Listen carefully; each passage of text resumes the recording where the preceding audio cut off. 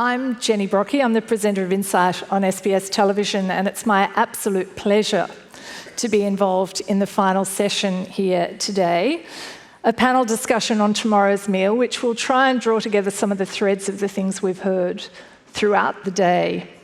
We have a diverse panel, as you can imagine and will have seen today, with different points of view, chefs from around the world, a food activist from Zimbabwe, and a food thinker from Australia. So let me introduce our panel to you again. Please welcome René Redzepi, founder of MAD.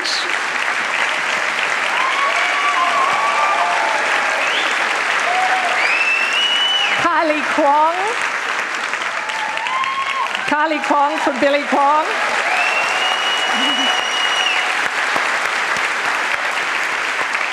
Chido Guevara from the Future of Hope Foundation.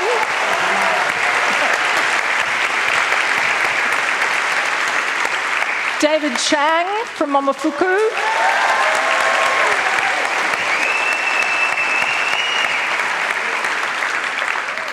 Rebecca Huntley, social researcher.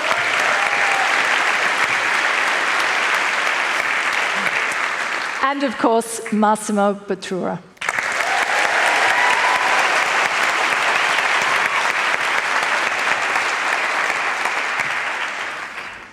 What a treat this is. Okay, I want to pick up on something you said, David, earlier in the day. And it was just such a great statement, and I wanted to know more immediately. You said the future will be less delicious in order to be more sustainable. I just thought we might get a few different views on that around the panel. Why do you think that's the case?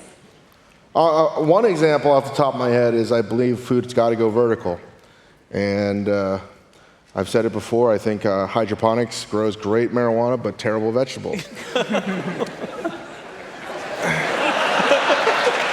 And it's true. It's just like, while I can grow something that looks good, it doesn't have that much flavor. And I know that a lot of these kinds of farmers are trying to realize, like, wait a second, we have to integrate topsoil into this process somehow. And there's only so much good soil on the planet too. So there's going to be not a fight over natural resource. There's just only so much food that we can grow that's going to be delicious. So I think a lot of that delicious factor is going to depend on the restaurants and people in this room to figure out ways to make it very delicious. I just think it's foolish to always assume that the future is always going to be better and more delicious. I think there's a lot of serious challenges ahead of us. And I was just trying to, it was more like a note to myself, not to everyone else in this room. Okay, so Chido, do you agree? Speaking from a point of a farmer, I think it's very, very important at this time to actually get farmers to be excited about how delicious their food is as a way of inspiring them to do better. So I actually really think that we sitting here have actually to find that way, by working together, how we can make food more delicious, actually, to get people excited about doing it. I come from a place where young people are not so fond of being farmers because they just think whatever. But the moment they taste good food, then they want to know more. I'm fostering 7 children. The first time they tasted something really, really good, and they have become so curious about growing the food and all of that. And I really think that deliciousness is something that has to stay. We have to find how to make it stay. Okay, what do you think? What do you think, Massimo? I think I have an idea. I have an idea that could be very interesting. Why? So Bob Dylan was saying, what is the secret of your success? Waking up in the morning, going to bed in the night, and do what I want to do. That is the key. That is the key. Choosing to do and to be a farmer. If we can build a bank, I'm thinking about Italy, I think about Sicily and Calabria and Puglia and like this. And we built a bank with dates and places that are abandoned. For example, there are places in Puglia with trees of olives left like that, because we have too much. In Sicily, field full of oranges, there are the most delicious oranges, abandoned like this, because they don't have the thing. If we can have, on one side, the field spectrum, with the field that are like that, left like that. On the other side, another group of names of people, they have this kind of approach that they decide they want to go back to earth, to the farm, to produce oranges, to make the best oranges or the best olive oil or whatever. We should get put in touch the owner of this land with these people and let them cook and work with their land and create incredible products. That could be a very good step to project into the future. Okay.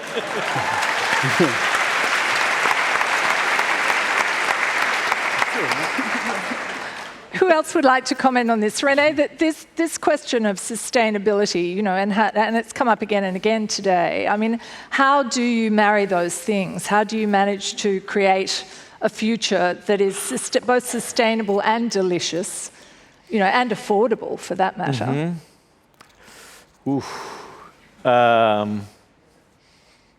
That's a big question.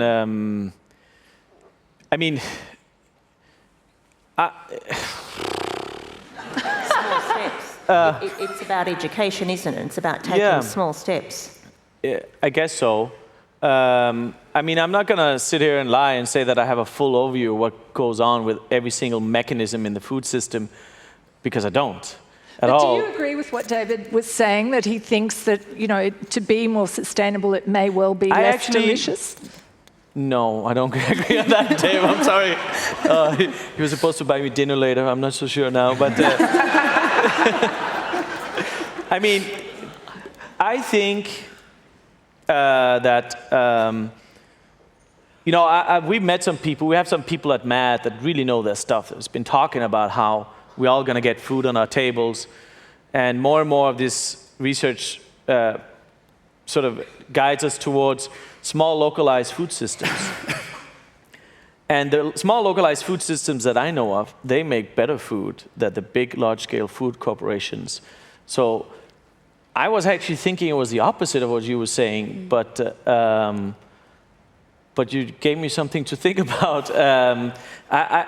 I think inherently in any small-scale localized food system, there is better flavor for sure, because the link between the food and the people eating it are so close by that they inspire each other and they make each other do better things. I believe in that. Mm-hmm. Okay. And we, as chefs, that we believe in these kind of ideas, we have to support these small producers. Well, what about a world of just tilapia? Calabria. That's not delicious. Calabria? Yeah. Calabria is delicious. Do you want to discuss Calabria? It's like the best bergamotto in the world. You have to buy in Calabria. You have the Anduja, all the coast. It's all rocky coast. No. We're thinking of two very different fish here. It's a fish. You're talking about Calabria. I'm talking about Calabria region. Calabria, part of Italy. What are you talking about? Sorry. Tilapia, the man-made fish that's made. Tilapia. All right, sorry. Yeah. I thought Calabria. She's a social researcher, so she knows. I did want to say. Can I get going? I thought, I want to what comment. does he know about Calabria? He wants to provocate. What does anybody know about Calabria, really? There's a lot of secrets there. Rebecca, what do you think about this? Look, I think I actually agree with you. We need to. So climate change, that's the one thing I didn't talk about in my talk. Climate change poses an extraordinary challenge to everything we do, including the way we eat. I have a lot of faith in the ability of humans to adapt to changing circumstances. So if we find ourselves having to do more with less, we can do it. My concern is that Australia is so wealthy and abundant that we won't make the changes before we're forced to make them. All right, so I think that we can make all of the cow interesting and tasty, and we can eat all of it. We just have to put time and energy and effort into it.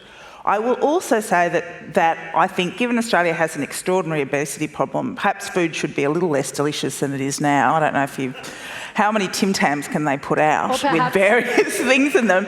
But I suppose the other thing I would say too is that what we find tasty is something that we are conditioned to find tasty. I remember doing a very big study with people teaching cooking in high schools. And one woman said to me that one of the teachers said, look, I got my students to make a tomato sauce for pasta from scratch, and they all hated it because they'd always had, and even though it was like intrinsically tastier than what they'd been used to, it didn't taste like what they'd been used to. And she said I had to make them eat it again and again and again and again and make them promise not to eat the other. And it was only after a while of eating one that they found the other. So what we do with our taste buds at a very young age shapes what we find is tasty. Kylie, I'm interested in bringing you in on this because I know there's something on your menu you'd like people to eat a lot more. What is it? Oh, my goodness. When I think about tomorrow's meal, I mean, all of the things I just presented to you, but also I would really love to see more edible insects on the menu. You know my fascination and passion for insects and why. It's part of my cultural heritage. I mean, we Chinese have been eating insects for thousands of years for the cultural and historical reasons which I cited in my talk. Also, with the looming global crisis of food security, which is a major issue. I find it fascinating that and important to offer insects because they are such an important alternative source of protein. What you were saying before, René, about localised food systems and so on, yes, I agree, but I guess the biggest challenge, isn't it, is how do we get sustainable produce, native ingredients and so on out to the general public, the greater public. That is such a great challenge. And people will eat the insects at your noma in Sydney. Not all. Not all? Not all, really. I've been dying to ask you this question. When did you first put insects on the menu in your noma in Copenhagen, and why? What was the inspiration? That was 2011. We had, it was the first MAD. It was vegetation as the theme. And I had invited a series of speakers to talk about it. And for instance, David Chang, he was there to talk about how to ferment the plant kingdom. And he coined the term back then. It was Microbial. Micro what? I don't even know. No. And then besides that, we wanted to have somebody that spoke about that strange world in between the plant kingdom and the animal kingdom, which was the insect, but it all sort of belongs to each other. And of course, Alex Atala, we invited him to speak because he was serving the ants on his pineapple.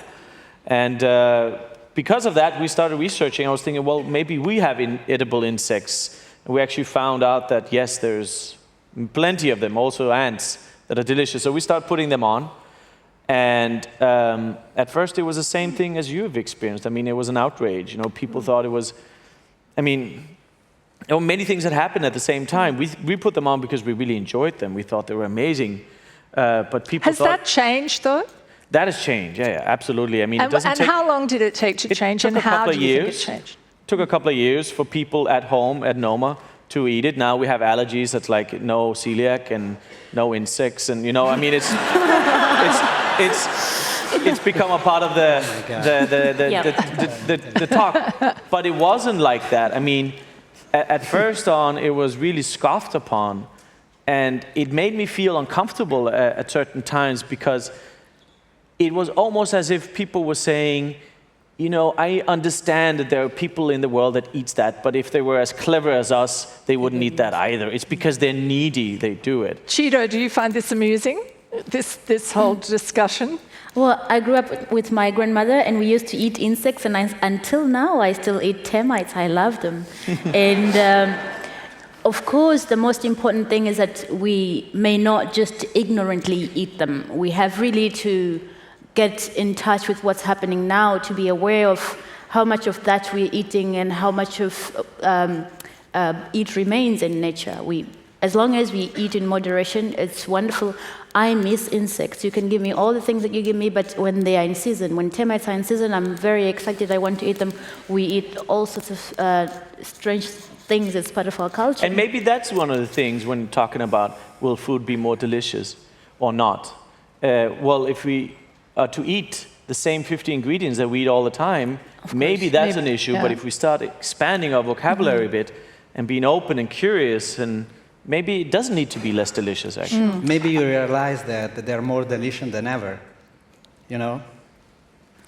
Because, you know, sometimes when you get lost into the everyday life, you don't realize that maybe biting a buffalo mozzarella just made and the milk that is coming out, and you don't feel, you know, there is a mozzarella just made, and you feel the animal that is giving you that kind of milk, and it's just, well, it's mozzarella.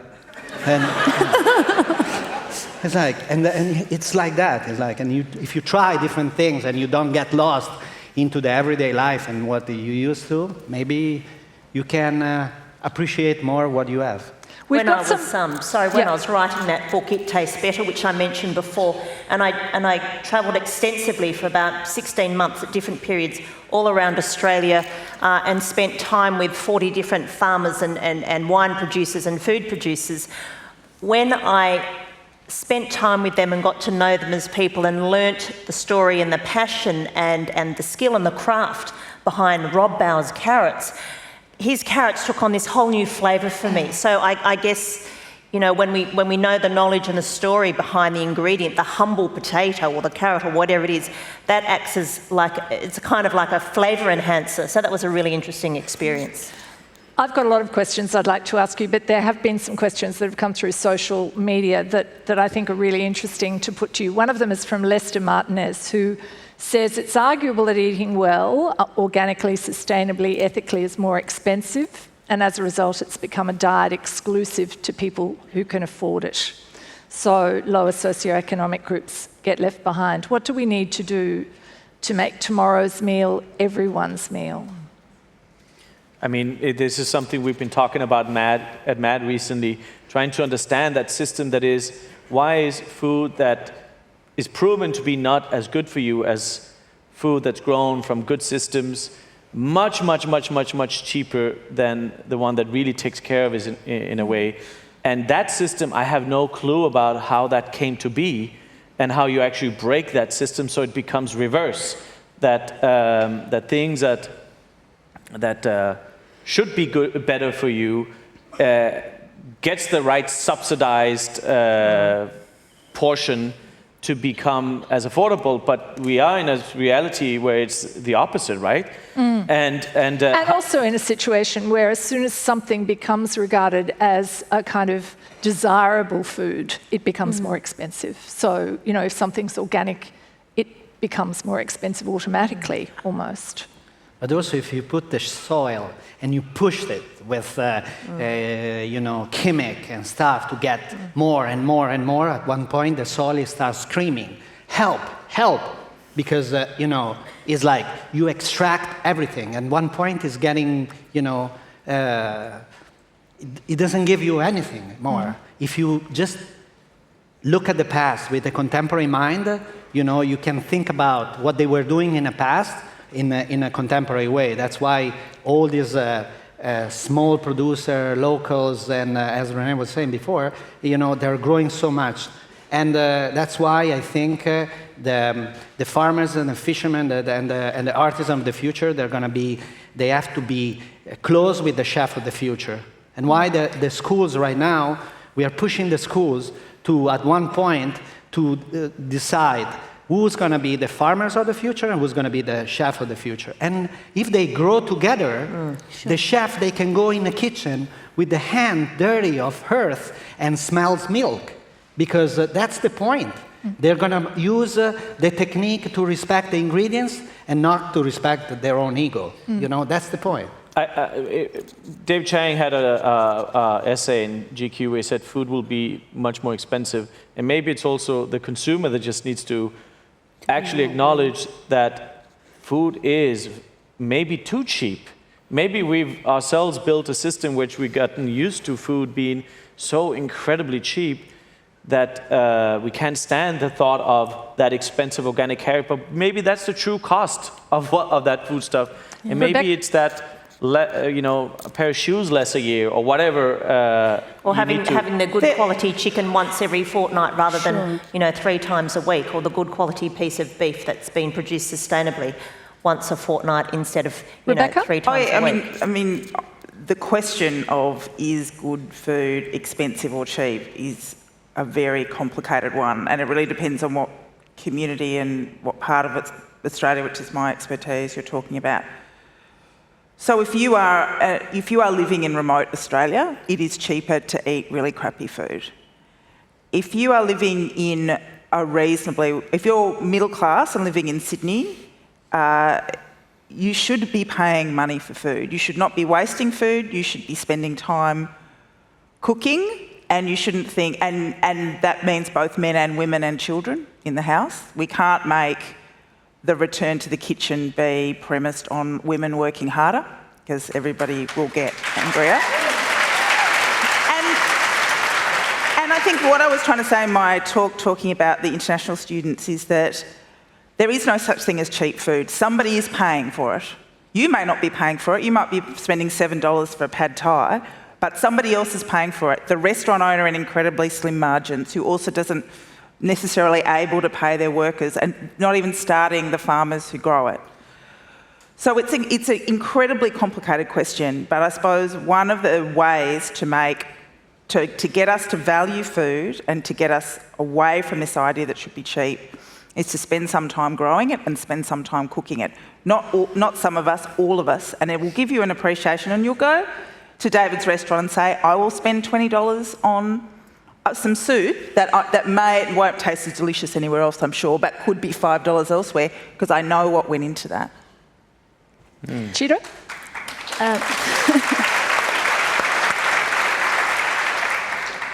So this is speaking from a point of being a Zimbabwean and a farmer. And in Zimbabwe, most of the times, one of the things that I notice when I go to the market, I go with my produce, and the way I talk about my produce as a person who's producing it, and the way that all the other farmers are speaking about their produce is completely different. And one of the reasons that I've boiled that down to is the fact that actually the farmer is growing because they think, oh, let me just grow this and hopefully I will sell it. And they get to the market. First of all, they don't know how to speak positively about their produce. They get there and the market dictates this costs that much and this is what it is. And every time they are faced with a crisis where they have produce, somebody dictates the price, they can't defend it, so they sell. And next season, it's the same story, and it becomes a trend that is unbreakable.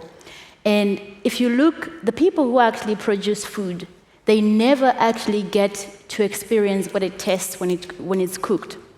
And the difference that is between me and them is that I have tasted my mushrooms when they were nicely prepared, and I know exactly about when is the right time to harvest them, and I can play around with that. And I really think that the best way to bridge that gap, where actually this good food is only for the selected few, is to empower all the farmers. And I think one of the things that we have to start shifting, and this is a discussion that maybe the reason we are sitting here is to address that. Farmers need also to learn to cook. They need to test the food. They need to know the end result of what they're growing. So that with that, they can go to the market and they say, if you say, like I did with my mushrooms, the guy sat there says, these mushrooms are not the standard. They have to be 200 grams. And I say, no, they're not 200 grams, it's 140 grams. And they have to be 60 cents. I said, no, it's $1.20. no, I don't want them. And I said, okay, fine, I'm going to dry them. They did that with my vegetables. I said, okay, fine, I'm going to feed my chickens. But imagine if farmers know that if I can't sell it today fresh, I can process it, and then I can sell it later. That they don't have to jump around today and just hand over whatever their produce is. So we need to have more farmers, but we need to have a different way of empowering the farmers so they can become more effective. And actually, the one who's responsible for doing that is the persons like us sitting here, because we know we are having this conversation now. We have different expertise amongst us, and we can actually do that. It's no use for me just being a farmer without knowing what the chef is doing. It's no use a farmer being a farmer without even having this interaction that can help us to uplift each other. Mm-hmm. Another question. No, we need more chefs, they know about soil, and more farmers, they know about food. Yeah. Sure.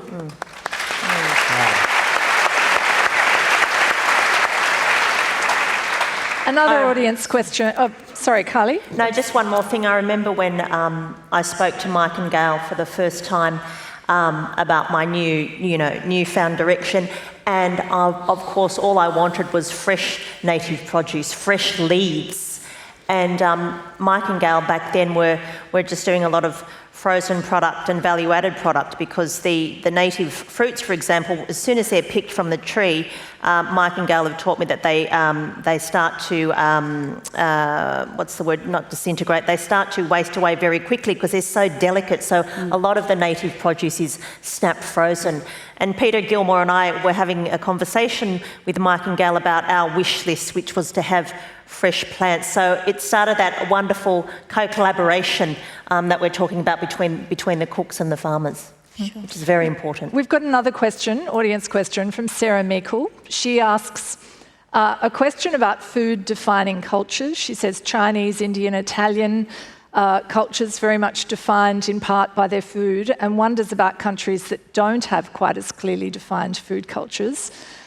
Sarah says we don't really eat Australian or New Zealand, and she asks, if we do, what is it? So what is Australian cuisine? And she also wants to know how we ensure that food's given the same level of importance in Australia as the rest of our cultural offerings, given that we haven't got that deep-rooted tradition. Now, that's arguable. I mean, Indigenous food culture's been around for many, many thousands of years. But it's an interesting question just around what you think Australian food is. David, you were talking to me about that earlier. What do you think it is? I mean, if it's not what the original inhabitants of this continent have eaten, I think Australian food, it really is everything that's not, that has been introduced sort of from 1960s on. It's to me, Chinese, it's Thai, I think Australian food is more Asian than anything else these days. But if you ask anyone else right now, no one's ever going to say, yeah, Australian food is Asian. They'll think I'm crazy. There's a reason for that. Why is that? Because Australia's in denial that it's in Asia. No,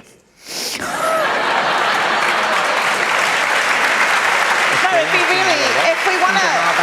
we want to define Australian food, You have to go to Melbourne, knock at the door of Attica, walk into Attica, eat Australian food made by a New Zealand chef that is the first one who cook Australian food. Well, you've come to say, look, I mean, I think Australian food, the very basic history of Australian food is the history of our inability to come to terms with the fact that we're an immigrant nation. There was a rich Indigenous food culture that when the convicts and the settlers came here, ignored and then starved, and they thought, do you know what we're going to do? We're going to go to a really hot climate and eat the worst possible British food that we can. And we're going to do it for a really, really long time. And we're going to overcook our food and our vegetables, and we're going to make crazy things like hot puddings in the middle of the summer. And then migrants came to this country and went to the supermarket and went, holy fuck, I'm not going to buy any of this shit. And then they decided to grow the food that they wanted in their backyard. And then suddenly, because the Anglos went overseas and thought, gee, these Italians really know how to cook, and gee, these Chinese really know how to cook, came back and started to eat that food. Mm-hmm. And even now, we are the most successful immigrant nation in the world, and we're still in denial that we're part of Asia, we're still in denial about the extent to which migrants contribute a lot more than good takeaway to this country. And so we know what Australian cuisine is. It is a harmonious mixture of all the best people that have come to this country. It still ignores Indigenous food, but that's changing. I think Australian food can be defined in a plate of spaghetti with some sashimi, a little bit of curry, and sometimes spices. That's a very good Australian food. But it's also, René, what you served up at Noma. And you know, the meal that I had there I had there on Friday night was one of the most Australian meals in a very different kind of way. Also because we got drunk. To me, it's René's mind that is different. But why is that? You know, why is it that René is doing that, Kylie's doing that too, but we're not seeing more of that sort of food in Australia as well, using those beautiful, you know, greens that you talked about, Kylie, and using the things that you used, René? Why are we not seeing more of that more broadly? Anyone got any theories about that? Is it availability? Does anybody want to answer that in the audience? Yeah, I mean, I find it really interesting. I can only speak for myself. I mean, I make it my duty to use as many native ingredients as possible now, and I will always use them now for as long as I live. I feel like it's a part of me. It's a part of my DNA. And when we talk about the subject, I guess, of cooks, chefs and restaurateurs becoming role models or spokespeople within the community and so on, which is something I take very seriously, it is also very important that I integrate native ingredients into my cooking in order to make that statement, which I mentioned in my talk. Why we don't have a lot of other people using it, I do not know. Yes, native ingredients are very expensive. Hopefully that will, with critical mass, change. But I manipulate my business model, if you like, in a way to accommodate native ingredients as one of the key drivers in the business. Mm-hmm. David, because I think it's so important. Something then. I don't know. I think that I can understand, what's going on in Australia a little bit better because it's very similar to what happened to America. And I still struggle when you ask what American food is today. And people always say it's fast food, big cars, and stupid shit like that. But the reality is... Don't talk about Donald Trump right now. He's going to be your president. I think that even Americans at large have a hard time embracing that it is a melting pot. And having spent a lot of time in this country, it's amazing to see just how diverse the population is here. Yet, you know, I don't know why. Maybe you have the answer. It's just the words, it's not ineffable, but why is it so difficult to describe the fact that is it so fractured? Is it, you know, it's hardly Australian because there's nothing that encompasses everything. Does it matter? I think it does matter. Yeah. Because we were talking about community earlier today, and I think community is something that provides solidarity. And this business is just too damn hard not to have someone watch your back. Yeah. Massimo, you've had to deal with the other end of this, of course, you know, of pushing the boundaries on tradition. What do you think about where Australia sits with food in relation to that? Is it a liberation not to have, you know, all that deeply rooted tradition that you then have to try and, you know... For a long time, I thought that tradition, there was something that was such a heavy weight to carry that I couldn't even move, you know? They want me crucified in main piazza. When I started to ask the question, but does tradition really respect the ingredients? No. Most of the time, the answer is no. And think about, I don't know, bollito misto, boiled meat. Why do I have to boil the meat into the water? Because 1,000 years of history told me that. At that time, 1,000 years ago, we didn't think about vitamin, protein, organoleptic part, blah, blah, blah. Now, with the chef, contemporary chef, knows technique, knows so many different things. And one day, you have to ask yourself a question. And that question that day in 2004 was, well, why do I have boiled meat into the water? And does really tradition respect the ingredients? So I start breaking everything and try to have doubt and not being sure to do the right things every time I walk into the kitchen. So if you have doubt, you just project yourself in and you learn more and you evolve. Because what I really learn is to renew the tradition, you have to look at the past in a critical way, not in a nostalgic way. If you look at the past in a nostalgic way, my lasagna are better than yours, your lasagna is better than the other. But if you look at it in a critical way, you just have your palate, let's speak your palate, and your palate is going to tell you where to go. And you can get the best from the past and bring into the future. Mm-hmm. This is the way to approach. I think it's important to know where the walls are and the barriers are to identify what a certain kind of food is, what a nation's food is. Because what's always exciting for me, for instance, Koreatown in LA is so exciting right now because it's this amalgamation of not just Korean and Chinese and Vietnamese and Mexican. It's so rad because it's everything. So when I come to a country like Australia, I want to see more of this thing where the walls are being torn down. I think before they can be torn down, we need to know where they are. And I don't know why I'm so dead set on figuring out what the hell it is, because to me that Australia could and should be, because of this immigrant population, be one of the greatest food cultures in the world. I mean, I love eating here, but I was telling people today, are like, oh, I'm going to eat Chinese food, or I'm going to eat Thai food. I get so tired of telling people, it's like, oh, it's got to be this one type of cuisine. And I think this is a place where it could be something a lot more than that. Mm. We're running out of time, unfortunately. For sure, don't eat French food. Eh? The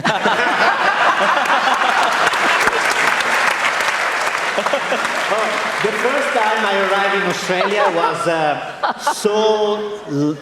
was 89, something like that. I landed in Darwin.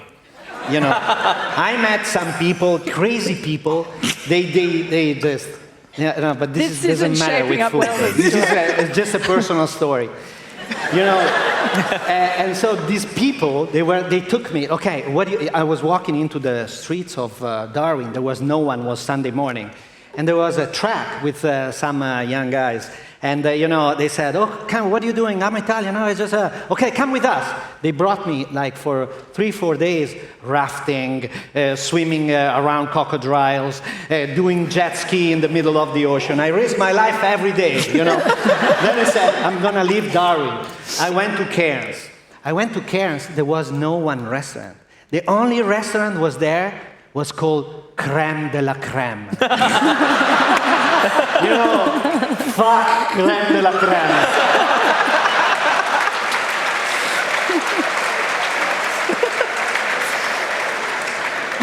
Okay, we have to wrap up.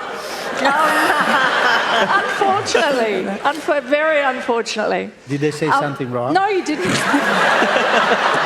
No, you didn't at all. We could keep going for a long time. Because we do have to wrap up, I just want to go around each of you and ask you the key question, I guess, about this whole day, which is to have a better food future, for us all to have a better food future. What would you identify as the key things that need to be addressed? What do you think are the most important things to address? For me, it's definitely we need to re-educate our children, for sure. It's a whole new educational system in which food is a big part, as important as math and reading and writing. That's what I think. And Stephanie Alexander, of course, is addressing that with her kitchen garden very, very strongly. In synthesis, it's like culture. We need culture. If we have more culture, we can educate more people. And, schools and things. That's why now we are working on for me, in my own personal place, maybe Dave is doing with the CIA, or they... No, the Culinary Institute of America. The greater CIA. And this kind of approach, I think, is very important. And I think more than high school, now we need university, like Polenzo, like this, that to create new wheels of Parmigiano with a big smile or acculturate tomato. I think this is going to be... And a role for government in that? I mean, because that's interesting. That necessarily involves government getting involved. If you find the right people engaged. to have a dialogue, yes. If you find the right people, you can do it. Mm-hmm. You two have been hatching a plan out the back, having not met before. So it's one of the greatest honours that has come out of today. Thank you, René, again, is meeting this amazingly, incredible, inspiring young person. We've been exchanging insect recipes out the back. Absolutely amazing, and we'd love to work together. In terms of future, what are you two going to do? What are we going to do? What are we going to do? My new sister. They want to collaborate, so I think they're starting to talk. Cheeto met me out the back and she said, "This is my card, let's do something together." So it's like, what are we going to do together? I think the most important thing is that with this diverse group, that we take these kinds of meeting here a bit further. People like us cannot just sit and have a conversation. How do we meet with all our great ideas and actually do something? You don't have to know it today, but here we've talked about it all and we know what are the threats and we know what needs to be done, or we don't know, but why don't we build a container where we actually sit there together and we say, actually, let's do something. There's enough people talking about it. How about doing something? And so yes, I have 7 girls, you're doing this, and I have a place. I have many communities working with me, and we should do something. Let's think about it. Let's think about it. We should all do something.